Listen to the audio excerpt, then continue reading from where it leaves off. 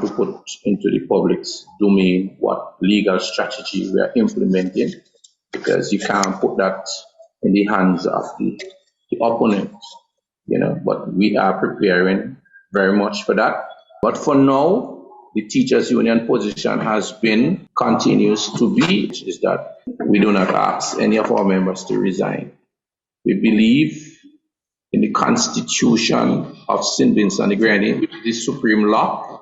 When the government, in those two legal matters that we won in court, when they were speaking administrative law, we were speaking constitutional law, and we won them on those two occasions. And Sister Antonia made a point. How could you unilaterally decide to just change your working conditions overnight? You could imagine there are teachers who have done almost 30-something and 30 years, and you're going to tell them pack up and go, because that is your philosophy, your ideology, So we are going to, that's why we're telling our teachers, stand together. We have been advised by our legal team that teachers must not resign, do not seek for any retirement now, and that you show up for duties.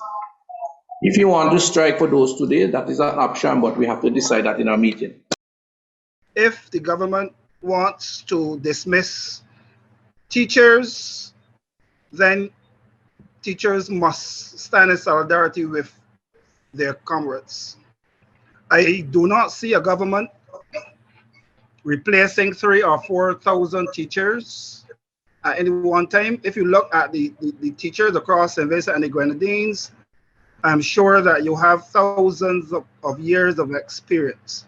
Are you going to throw that down the drain to find persons without any experience to teach the nation's children?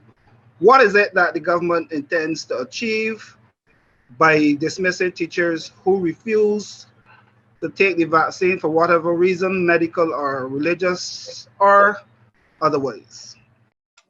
We have to stand together. And like Brother Shepherd said, the government cannot replace 3,000 teachers in one day.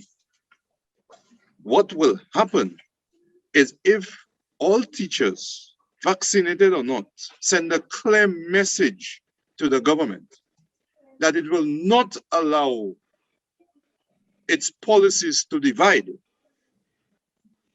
then it will force the government to listen to teachers. You must take the stand, and we must not be afraid. We must not be afraid, because we must remember, once one is touched, they touch all. Must not be afraid, and let your voices be heard.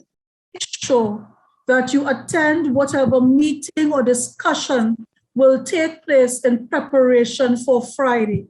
Do not stay away. If you agree or disagree with the union's perspective or with Robbie's perspective, or you don't agree, don't hide behind the leadership's skirtails. Go to the meeting. Let your voice be heard in agreement or disagreement. That's why you elected these leaders, for them to represent your voice. If you don't share your voice and your perspectives, then they are as weak as the government makes them out to be. And that will take me to support the points made by my other two comrades. The state will not seek to replace all workers at once if you all stand together for as long as it takes